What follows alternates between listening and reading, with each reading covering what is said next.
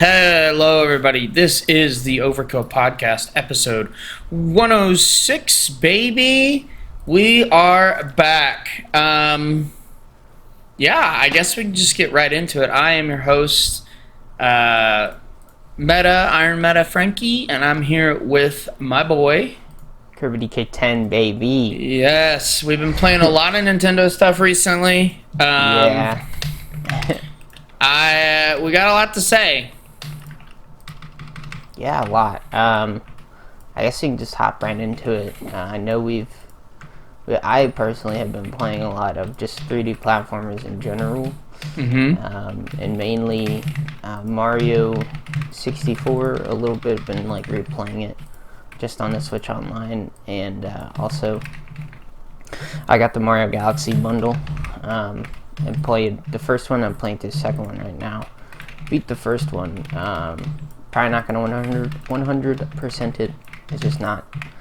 I used to do that as a kid. I don't know. I can't bring myself to 100% games anymore.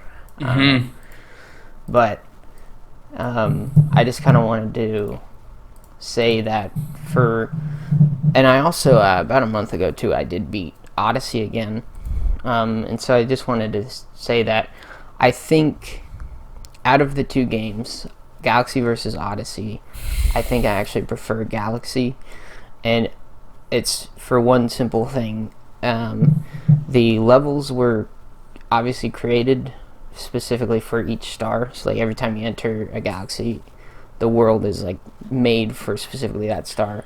Yes. Even in Mario 64, there are stars that are that's the main objective of the level, and it's usually the first star is gets you familiar with the whole layout of the level, and then or the general layout.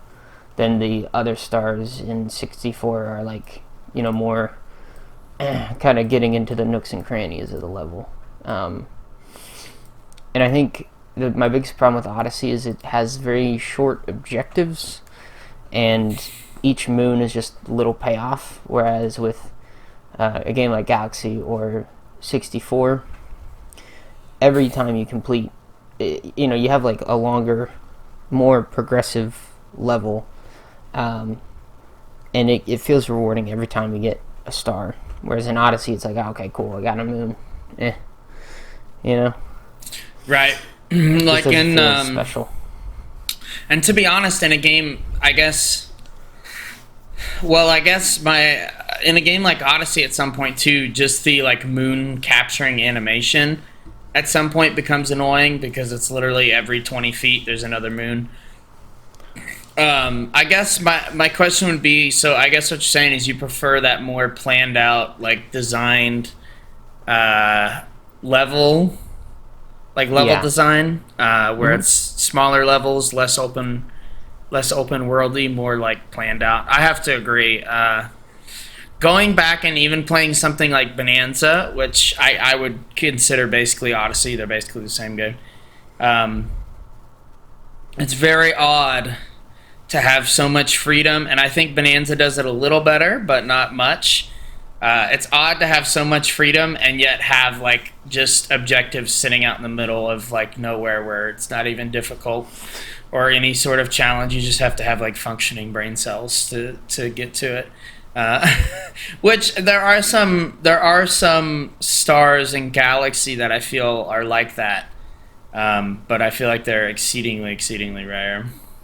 Yeah, or even in 64, you would have usually there'd be one star that would just be standing out in the middle of nowhere, and you'd have to use a cannon to get it or something like that. So there was a little bit of a challenge, and it was kind of trying to teach you a tutorial, right? It was a way to teach you the mechanics without having you go through a tutorial. Yeah. Whereas in Odyssey, it's just ground pound everywhere and you'll get a moon. Yeah, pretty much. Those random mounds everywhere. I guess too, I think the level design is more creative whenever you actually have to design something with that particular moon in mind. Star, whatever you want to say, star in mind.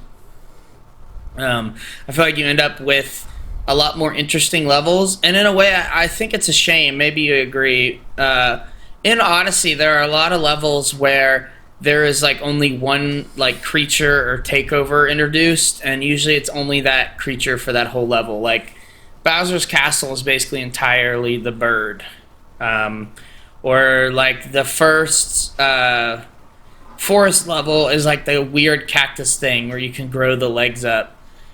And I really felt like that, especially the cactus level. But I really felt like a lot of them suffered from just kind of having like generic obstacles instead of obstacles designed specifically with those mechanics in mind.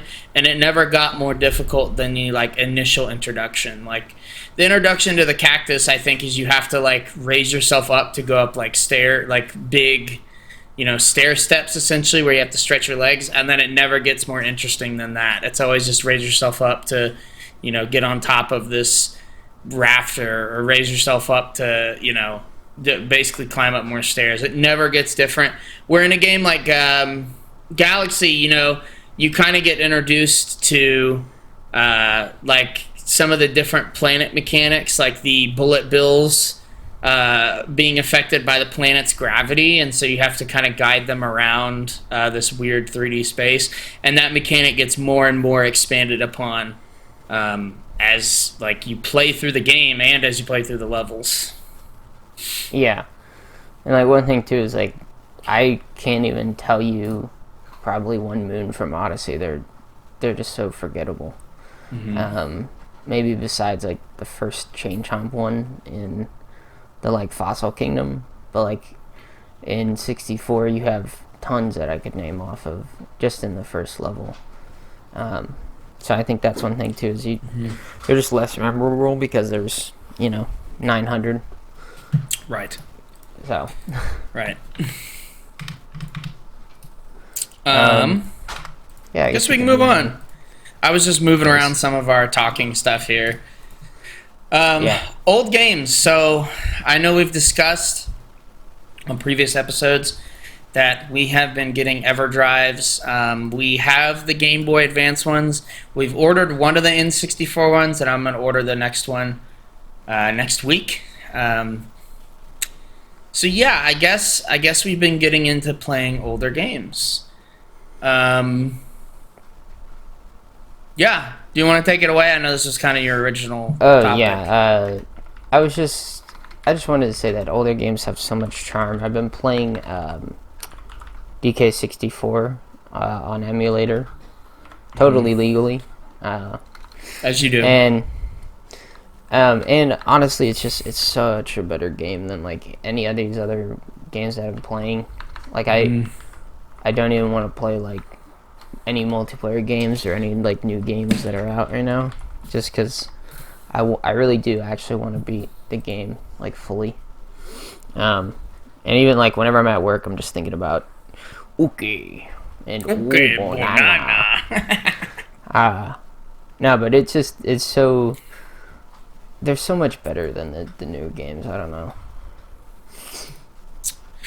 Yeah, I think the biggest advantage is there is no microtransactions, there is no like payments, there is no like online, there's no like, it's literally you boot up the game, you hit play, and you play the game. It's incredible. I know there's no updates, there's no bullshit. It's like, hey, I want to play a game for 5 minutes and get off. Like, I want to play a game on the toilet. Sick. I know some games that I've been playing a lot recently. I've started playing through Mario and the 6 Golden Coins, and what's really funny about that game is that I would say like the original NES Super Mario Bros. Has more like, I don't want to say interesting level design, but more complex level design.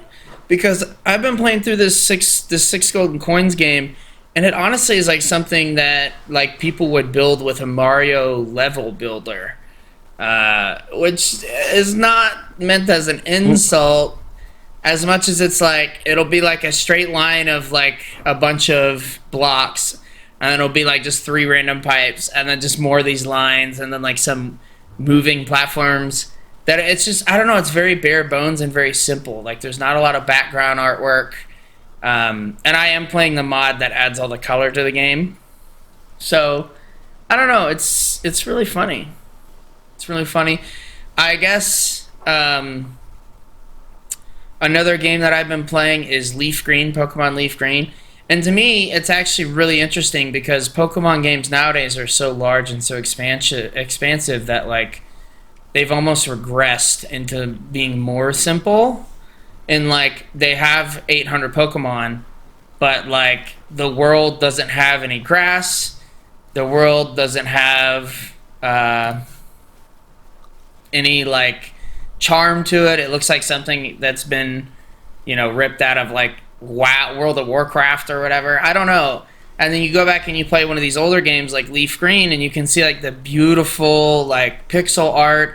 Every Pokemon is like, I don't know, at least a 64 by 64 sprite. Like they're beautiful. I don't know. I don't know how else to put that, but they're really, really detailed. I know. I've really been shocked by like the just how the design is on like older games, especially with the sprite work, because they obviously weren't working with the best technology, so they had to like push as much as possible to get out of their system. And one thing that I will say is like the older games had less people, so they had more consistency. Like there was like 3 people who would make the artwork, right, for one game, or like at most maybe 10. So it's, whereas nowadays it's like 100 people are on the artwork of the game, not even like programming and all that other stuff. Whereas now, nowadays you have thousands of people working on one game, and it's got to make money and have all the live service stuff. Whereas back in the day, it was just straight for passion. And I think it really comes through because maybe I'm crazy for this, and I'm kind of going off your point of like, it's almost like reading a book to me, where like this authors have put their work into this game, and then it's like given to you. This is like the older games, it's given to you, and then like you just have that experience with whatever they put out, and it's like there's no external influence. It's just like you in the game, really. And I don't know, there's something really special about that. Or like they couldn't make like lightning bolts or complex things, so they would just have the screen flash white. It's one of my favorite things is like playing I can't remember which game it was. I think it was either Sonic or maybe it was like Mario Kart. But one of those games I know just flashes the screen. I think it's Mario Kart, yeah. Yeah, and it's like, hurts every time. But it was, back in the day they couldn't make, complex, I guess, lightning or whatever. No, and it's I played a game. I played Tony Hawk's Downhill Jam, which is a really funny game on the GBA, and like I have the DS version where like the character models, it looks a lot more like a PS1 game. Well, no, probably like PS2 at least.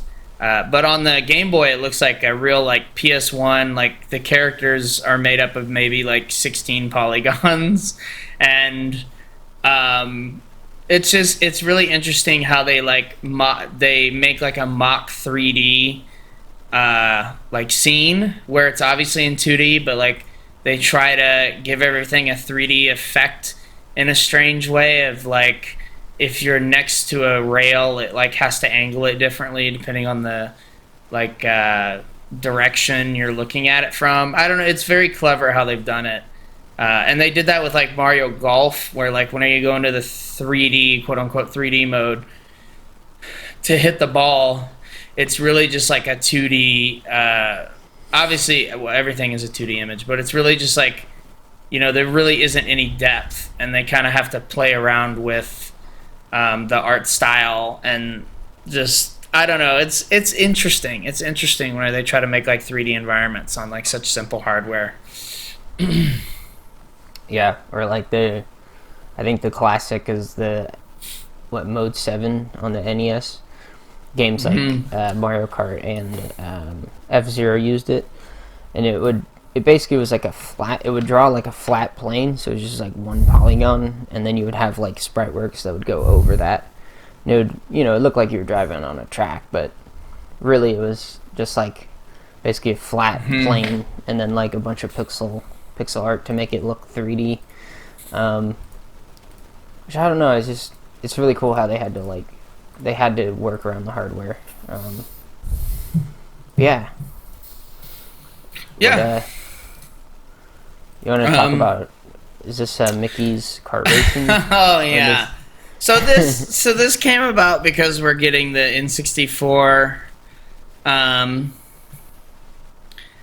and this because we're getting the N64 EverDrives. I came across this video, and this guy, he was talking about how it's made by Rare, and it uses the Diddy Kong engine, or like the Diddy Kong bones, which I did not know. And what's fascinating is like he goes over some of the level design of like the first races are like really easy, and then like the last cup it just like spikes. Like the difficulty is like baby game all the way through until the final cup, and then it's like insanely hard. And it's really funny because this is something I felt like old games were really bad at, but like difficulty curves in these games are like all over the fucking place.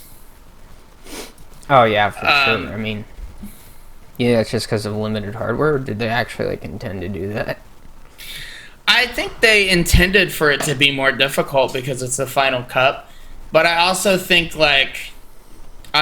think it is a little bit of like limited hardware, because they didn't really do like any sort of jumps or like crazy like track design. It was basically all flat tracks with like a little bit of, like a bump every once in a while. It's really interesting how simple they made it.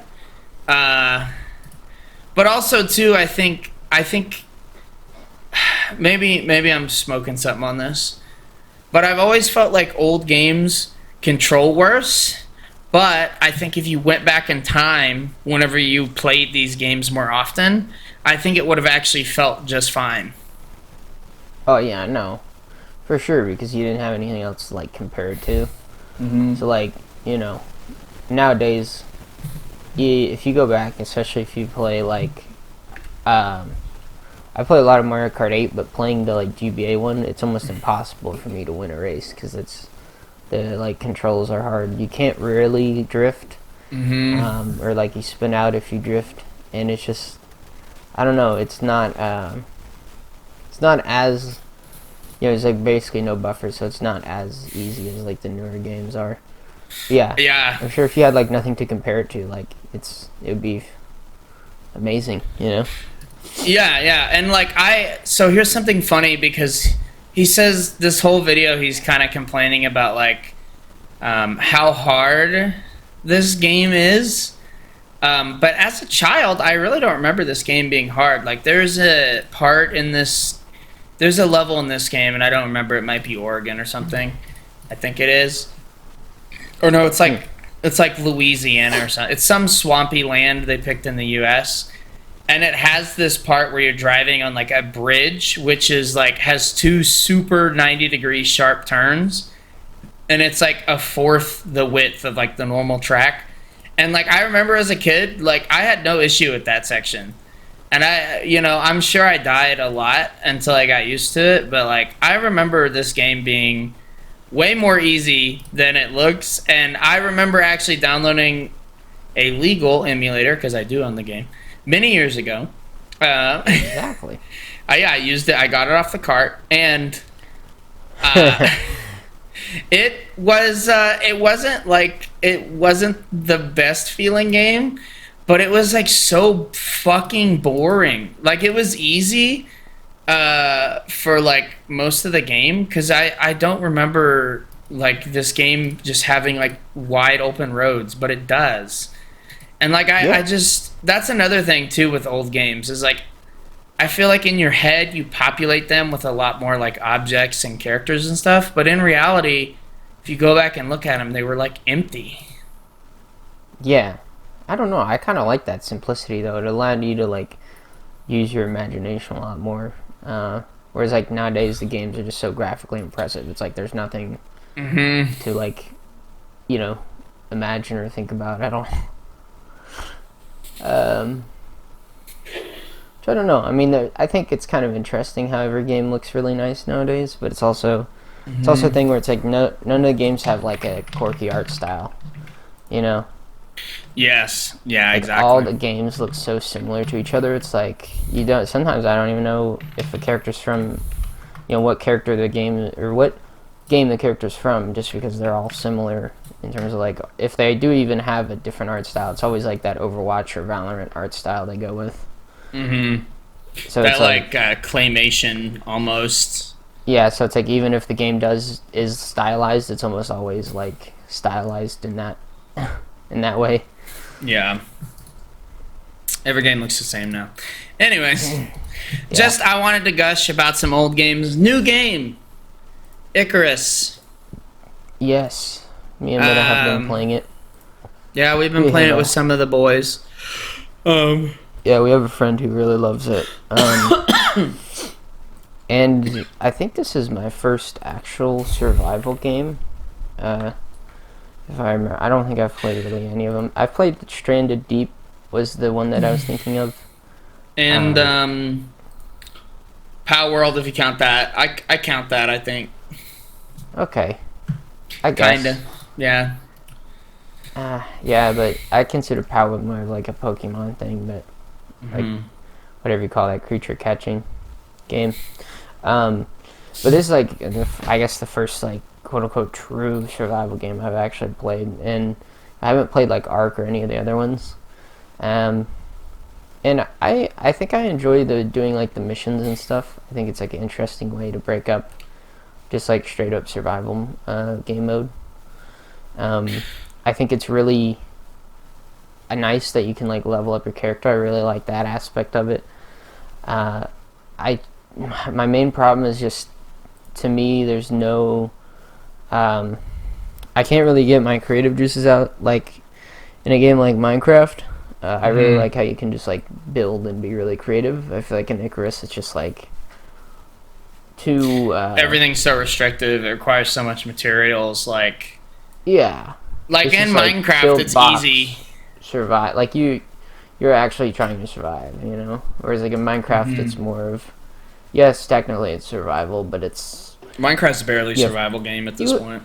Yeah, but you have like creative, yeah, you know, you can get creative with it. You're not like limited by having to have a foundation to which you're placing things, you know.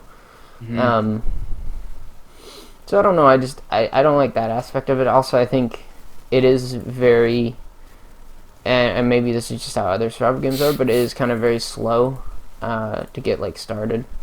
Oh yeah, the pacing is a little all over the place. You Which have I feel to like like is really pretty level up. classic.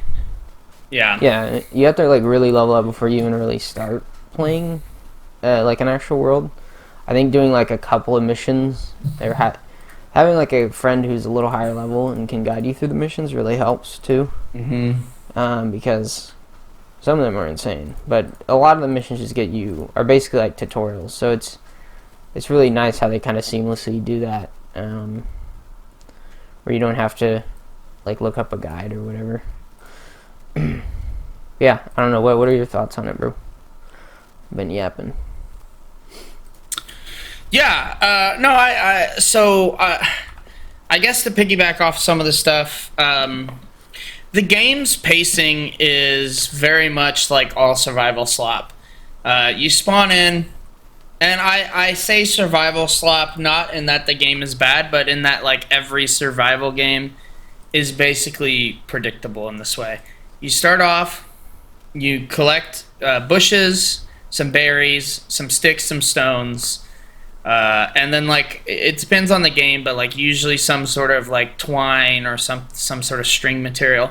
You make your typical axe, axe, pickaxe, some sort of weapon like a sword or a spear, usually a ranged weapon, a bow, and then You go kill animals. You get like fur and other materials. You build a little wooden hut for you to live in. And all of this is really fine, but something you'll learn about these survival games is that, especially in Icarus, is that you'll be level like 5 if you play for, like an hour. And that's fine, but you've basically not unlocked anything interesting. You've basically unlocked, how to build a hut, how to sit around and like kill things with a spear and skin them with a knife.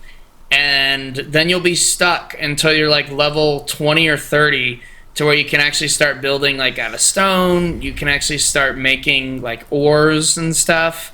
And if you're playing single player, this is even more difficult because you have to craft every single type of crafting bench and then level up within those benches. So like you might not even be playing the game until like level 40 single player, maybe. Even playing with other people, I feel like I haven't even unlocked like the base of the game to play on my own. If that makes sense. Do you think I'm crazy on that? Yeah, no, that's my biggest thing is like it feels like to even just get a baseline start for the game, you have to have like someone to kind of jumpstart you on. Mm-hmm. If not, it's just a painful slog of trying to level up somehow. Yeah. And I think like leveling up, to be honest, is just so boring. Mainly killing animals gets you the most amount of XP from what I can tell. Mm-hmm. Mining doesn't really do much, and like chopping wood doesn't give you much XP either. It's just, I don't know. It's not the most fun game for me, Yeah, I mean, yeah, it's interesting. I'd say the most interesting part of Icarus, because I haven't seen a lot of survival games do this, is the you mentioned it too, is the missions, which I think is how you're meant to play the game. To be honest, I think what you're meant to do in single player or with other people is to go through and do the missions one by one. And so by the time that you probably do all the missions, you probably are like level 60 or whatever, the max, pretty close to max level. And so then whenever you go in your own survival world, you have like 80% of the tech tree figured out, which I did learn you can unlock the entire tech tree. It just requires a lot of grinding because at some point the XP becomes really, really exponential. But you can unlock every crafting thing in the game, and the only thing you can't have unlimited of is like the character skills. So that is nice. It's a very like investment heavy genre in general, and I feel like Icarus is definitely no exception to that, both in time and in learning. Yeah. What else? You said you think it's kind of boring. Is there anything you really do enjoy about the game, or is it all just like middling? I don't know.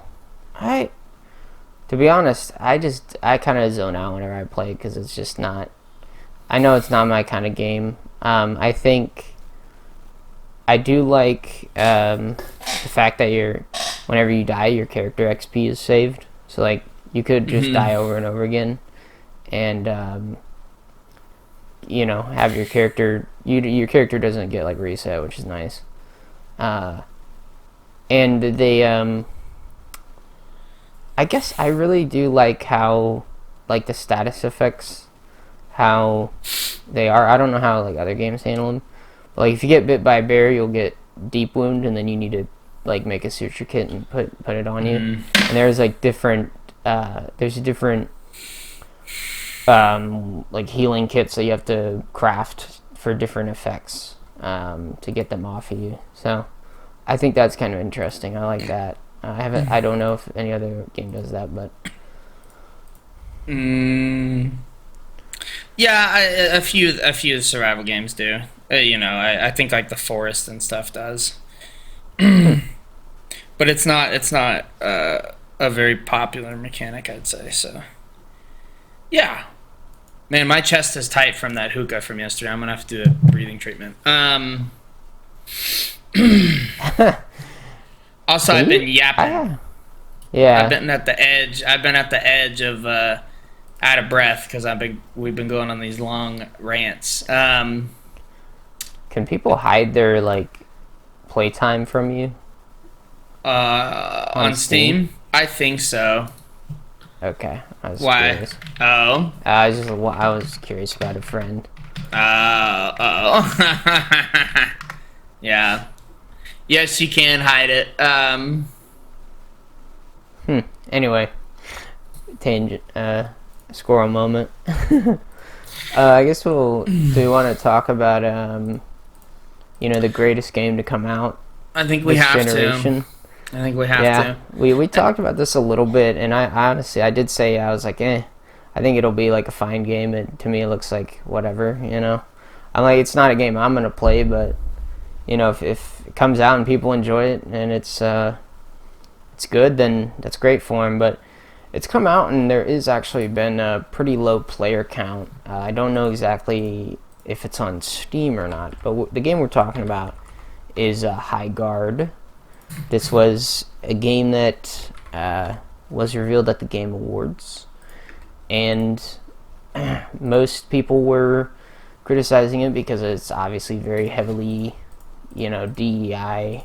There's there's a lot of token people in it, and it's, it to me, I was like, it looks like a mix between like Apex, and maybe like Valorant, or it's basically one of those kind of games. Mm-hmm. You can like reinforce walls like Siege for some reason, although it doesn't really do much. It's a 3v3 game, and it's on gigantic maps. The first phase is you basically collecting resources, and then the second phase is you attacking the enemy base. Mm-hmm. You can get on a horse, like in Paladins. Again, it's just a bunch of mechanics from a bunch of different games, all smashed into one without much thought. And you basically attack and defend your base. Although if you successfully defend your base, you get the same amount of points as they would have if they would have destroyed your base. It's so weird. So it kind of is like very comeback mechanic-y, and it doesn't really work very well. So I guess everyone thought this was going to be like a battle royale, right? And I think you've done a good job of explaining what it actually is.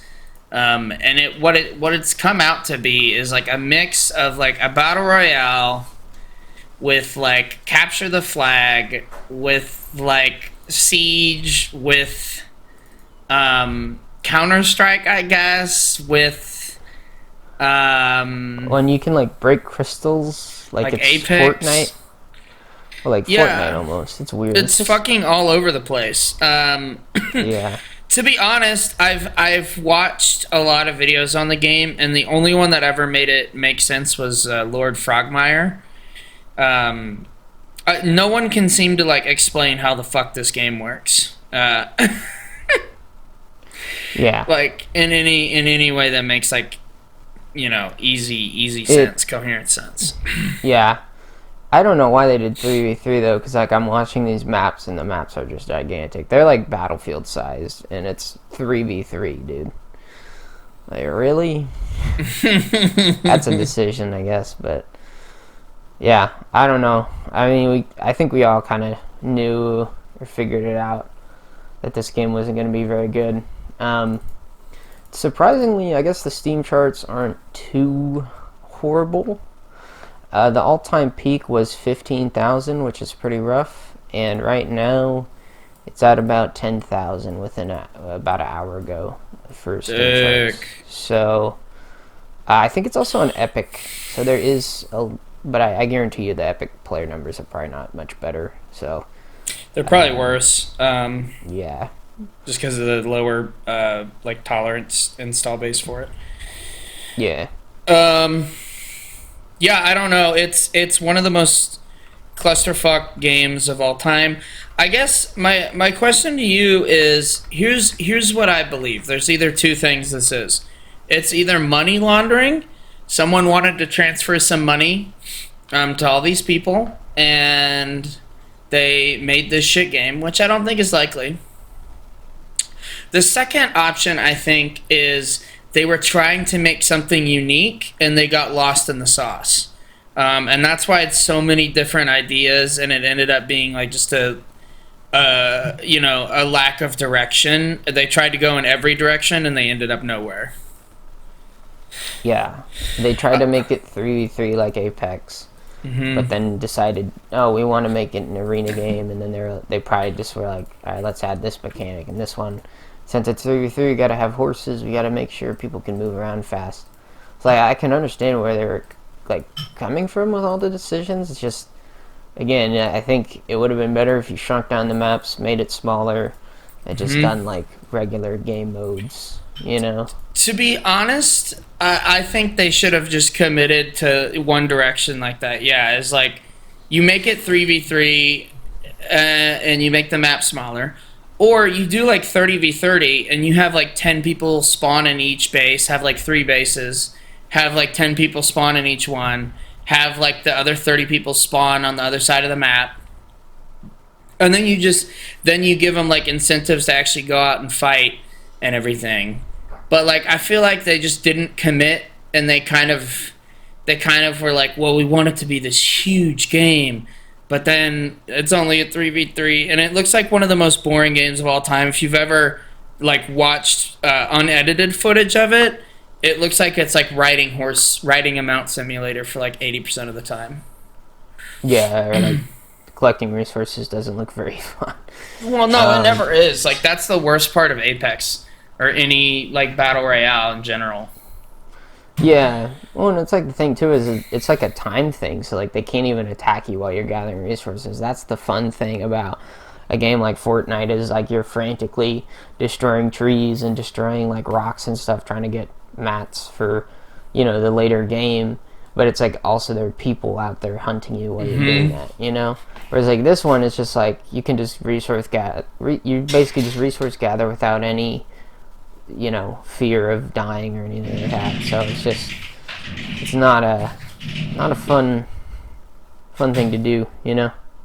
Yeah, it doesn't look like it. Could just go play Minecraft.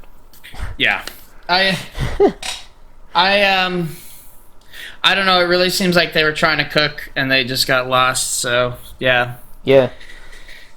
I mean, to me, the character design doesn't look too bad. It's not like Concord level. It's just, I think it's a little too basic. You know? I mean, it's your standard, like, you know, white guy with high top, hot ethnic girl. That's who knows what ethnicity she is.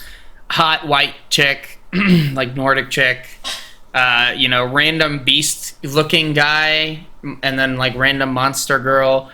You know, the designs are not horrible. I think people have gone in a little too hard on that. Yeah, it's not the worst. I actually feel like that's one of the better parts of the game compared to everything else. Yeah, it could be Concord. It could be Concord. Man, what happened to my thing? So, are we thinking this is going to have the same fate as Concord? Is it getting shut down in like a month? Yeah, I mean, they've published a roadmap to have a, you know, year's worth of content planned out. I think maybe we'll make it halfway through, maybe.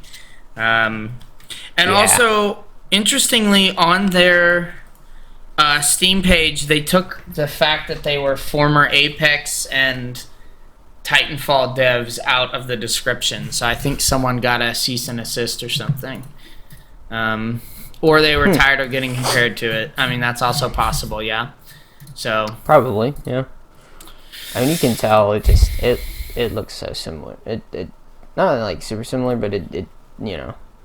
Yeah. If you like squinted, it would look like Apex. So all right.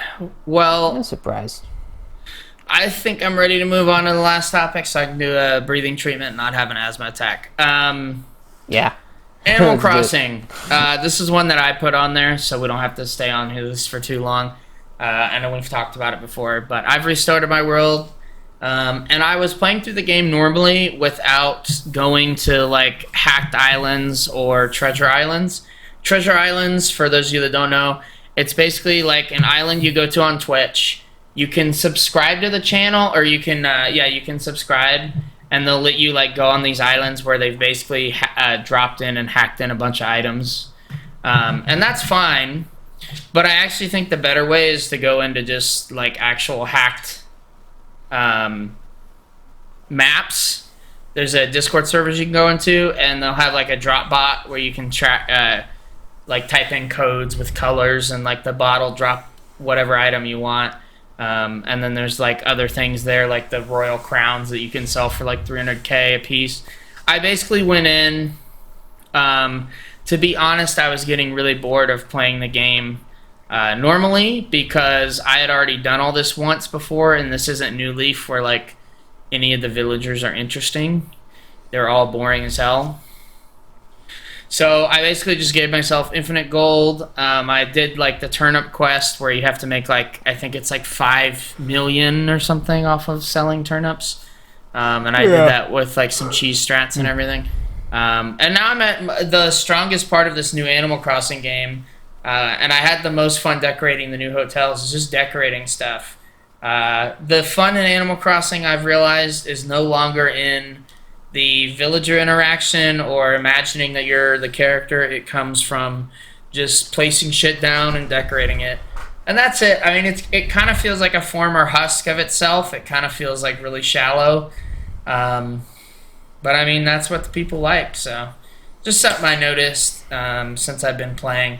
And of course, I paid off my house, and it's all, I'm working back up to getting it interesting again. Yeah, I kind of agree with that. I'm playing it like legit, and I'm like, bro, this is so slow. Like, everything takes forever. I'm at the part where you have to build the 3 houses for the villagers to move in, and I'm like, I picked all the cherries yesterday, so now I have to wait until I think tomorrow for the cherries to regrow, so I have to build some cherry furniture, and I'm like, this is so dumb. Yeah. And I don't remember whenever like the final level of the tutorial's over. I think it's you have the KK. Oh, that's right. It's the KK Slider concert in the town hall. You can like cheat before then, but I think it's kind of pointless. Yeah, it's you get what I mean though. There's really no fun in this new one. It's really just it feels almost like this fake plastic world that you're living in. It almost feels dystopian. It's really odd. Yeah. I don't know. You haven't even gotten to the amiibo villagers yet, which is where you scan one in, do a quest for them, like a crafting quest where you have to gather materials. You turn that into them. And by the way, this takes place over like 20 text boxes. And then you have to quit the game out, time travel the next day, and do it again. And you have to basically craft something for them 3 times before they even offer to move in. So if you do like 7 villagers, like I think you have planned, it takes fucking forever. And I did that for all 10. It literally took me probably like 3 hours to do all 10 of them. It was one of the worst one of the worst times I've ever had playing a Animal Crossing game. Oh yeah. Because the crafting quests suck, and yeah. Yeah, no, I've been even playing like the older ones. They had so much charm. It's like the new one it's fine. It's just not as fun or interesting. My favorite part, is probably just decorating, but you can't really decorate much. You have to actually get to that part of the game. You have to get to like end game. You have to at least build most of your house and get most of the stuff done. So yeah. All right. Well, that's all I got. It's time for my treatment, and I think it is. Y'all have a good night. I've been Meta. Yep, I've been Kirby. Peace. Stay safe, gamers. All right.